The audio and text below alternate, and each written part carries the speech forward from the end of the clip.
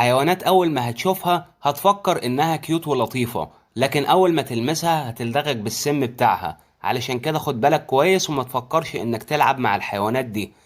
أول حيوان معانا النهاردة اسمه اللوريس البطيء. حيوان هادي وبيمشي على مهله، وده أكتر حيوان بيشبه حيوان الراكون اللي صورته ظاهرة قدامكم دلوقتي.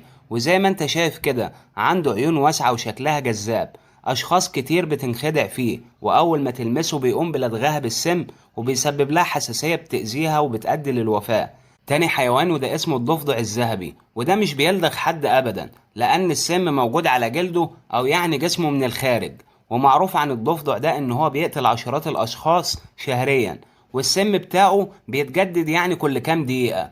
تالت حيوان هو دب النمل، وده بيتغذى على النمل والحشرات وغيرها. ما عندهوش اي اسنان لكنه بيمتلك مخالب قوية جدا، بيستخدمها في الحفر والدفاع عن نفسه في وقت الخطر. واي ضربة من مخالبه لو اداها للانسان بينهي حياته فورا. كلنا عارفين ان البجع من الطيور الجميلة، لكن لو فكرت تهاجمها هتلاقي شراسة عمرك ما شفتها في حياتك. علشان كده الامر بيتعلق بالامان وتهديد حياتها.